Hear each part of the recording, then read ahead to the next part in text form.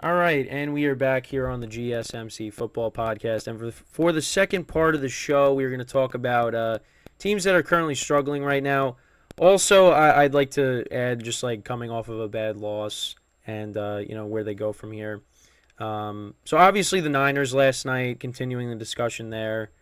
They just didn't look good last night, and I mean I guess you could consider they are struggling because you lose to the Browns last week with a backup quarterback on the road. And then this week, you lose against a team that kind of was like reeling a little bit. I mean, they did win, but against the Bears. They're missing their best wide receiver. They got a quarterback that's very bad in prime time, specifically Monday Night Football. I mean, Kirk Cousins is coming in at 2-10.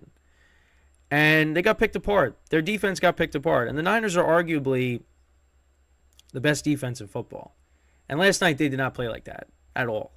I mean, they got little to no pressure on Kirk Cousins, no sacks. I mean, I was surprised by, again, what happened last night. And Brock Purdy turned the ball over twice. The Niners turned the ball over 3 times. There's definitely some concerns there. And, myself included, everybody's looking at them as like, hey, they're by far the best team right now in the NFL. And, since then, like these last 2 weeks, they have been very bad. Back-to-back weeks scoring only 17 points. Their quarterback is turning the ball over. I mean, and again, last night the defense just was awful. So it definitely concerns there moving forward. But, right now they're dealing with some injuries, of course, on the offensive side. You got Deebo Samuel, who's going to miss some games. Wasn't playing last night. Trent Williams, I wasn't playing last night either, I don't think. They're banged up a little bit. And, I think the Niners will be fine, but it's definitely a problem. These last 2 games have definitely been eye-opening, been a little concerning. Especially because I did a topic on Brock Purdy and, talking about how, people view him as a system quarterback. And I didn't want to, label him as that. But I did say, I definitely did say, with Deebo being out and, even if, McCaffrey did play, but, Deebo being out and you don't have your left tackle, I mean, we'll see what he's made of. And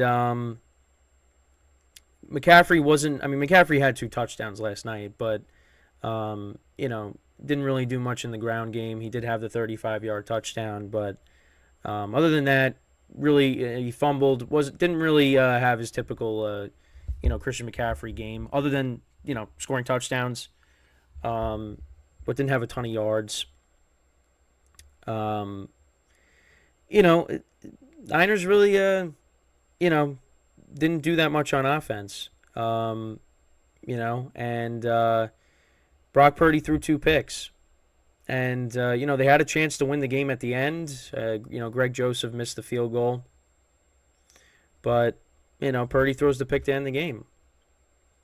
And now that's 2 interceptions now last night. And obviously he threw one last week. So, I'm a little concerned. I'm a little concerned there. In the comments section, everybody's talking about, he looked like Jimmy G last night. Yeah. It wasn't good. Wasn't good. But I think, like, really the bigger concern for me is the Niners defense because, they didn't get any pressure on Kirk Cousins, and like I said, he picked them apart. So that, again, it's a long season. These type of things are going to happen, but, you go up against some of these better teams in the playoffs and you don't get pressure on their quarterback, that's a problem. That's a problem. So the Niners right now, they've lost 2 straight. They play the Bengals now, who are coming off of a bye, who are rested. So that's a team that could throw the ball. And if they don't get pressure on Burrow, you got to deal with Chase. You got to deal with Higgins, who hasn't had a good year, and Boyd, of course. But yeah, that's not gonna be easy. Now you're back at home, so you at least have that. But yeah, that Niners right now, these last two games, I mean, back-to-back road games too, which isn't easy, but that definitely something to be concerned about moving forward. And then for the other team that's struggling right now is the Buffalo Bills. With them, I mean, they've been struggling to get it going offensively. And one of the things, that many of them are complaining about, including one of my friends who's a Bills fan, is the offensive coordinator. One of the things is also that Josh Allen's not taking off and running with the ball. That's what they're saying. Now, for me, Josh Allen, I think, is still the best runner on the team. I mean, James Cook's actually having a good year. I mean, he had a receiving touchdown the other day. He's been having a good season for them. But I think for most people, they would agree that Josh Allen is still the best runner on this team. And listen, for me, I think Josh Allen running the ball at times, like, they need to pull back on it a little bit. But the thing is, I don't think they should be going all in on one way as opposed to the other. You don't want to see Josh Allen running too much and getting himself hurt because, listen, he could end up being like Cam Newton where you take too many hits and then that just, affects your career long term. You don't want to see that. But at the same time, it's like you don't want to take that out of his game completely. Like, that's a part of his game. That's what makes him special. One of his attributes that makes him special. So when you take that all away, I mean, you don't want to make him a one-dimensional player. Because listen, I like to, I've made fun of the Bills in the past and called them the Buffalo one-dimensionals because they don't run the ball.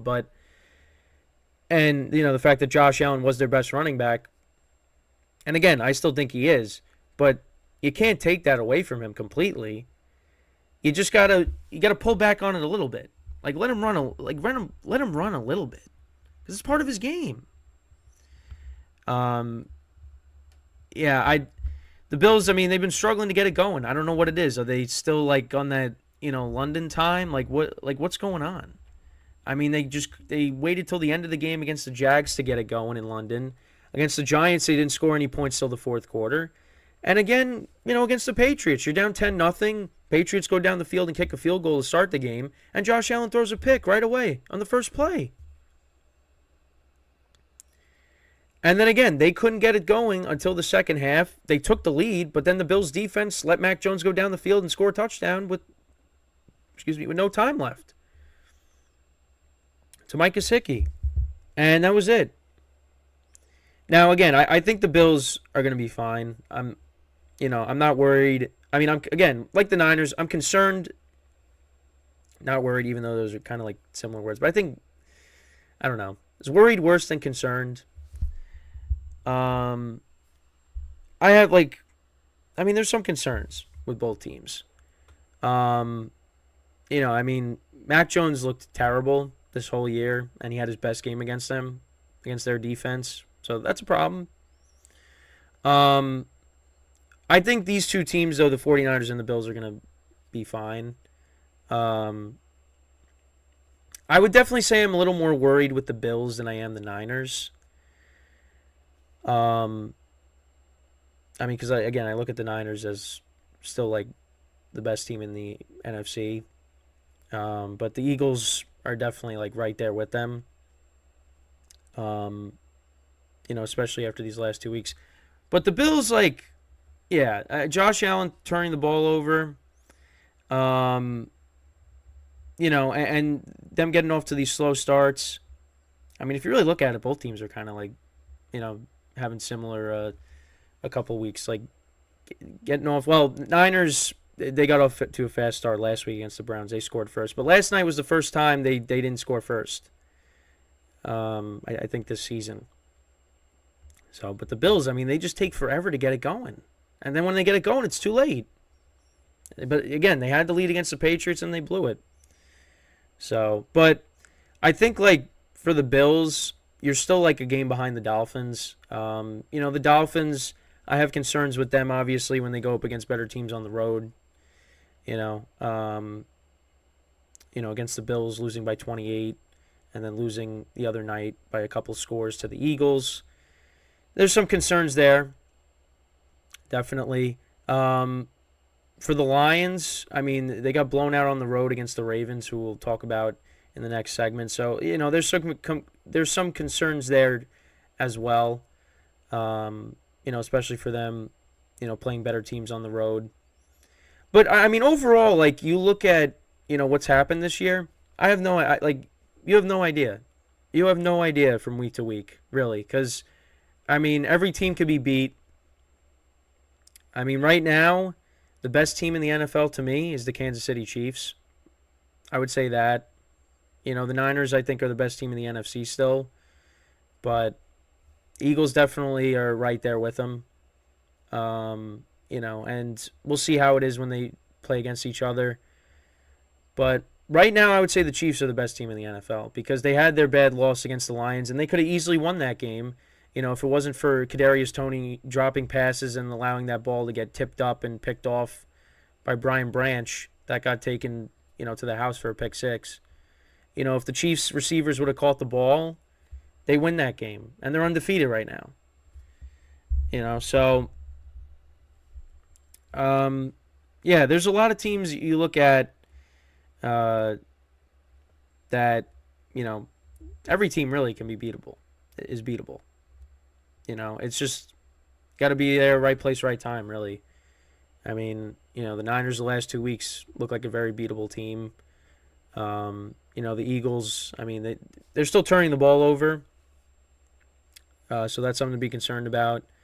The Lions and the Dolphins against good teams on the road. The Bills taking forever to, get it going offensively.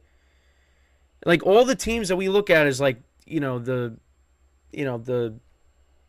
A-S tier teams in the league. They all can be beat. And that's why the other thing too is home field advantage is going to be as always going to be very important. You want to have home games in the playoffs. Because for some of these teams, they're very good teams, but if they're on the road against, if they got to go to Arrowhead, you got to go to Philadelphia, you got to go to San Francisco, got to go to Buffalo. I don't know if you're going to win. Or you got to go to Miami, whatever it is. You got to go to Baltimore. It's going to be tough. For some of these teams. So, but let me know what you guys think about, some of these teams that are struggling, some of these teams that, coming off of bad losses to good teams on the road. But that's pretty much it with this topic.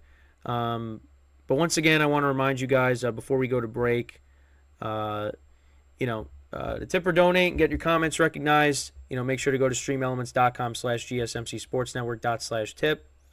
Again, that really helps the show. It's obviously also in the ticker below. And then for bonus coverage materials that are not covered by this broadcast, make sure to go to patreon.com and search up GSMC Sports Network. And that is where you can find all the exclusive content for all the podcasts on the GSMC Sports Network. But, that's pretty much it with this topic. Let me know what your guys' thoughts are for some of these teams, after this week. So when we come back from our second break, we're going to talk about the Ravens and how far they can go this season. So that'll be what we talk about when we come back from break. So stick around, and we'll be right back here on the GSMC Football Podcast.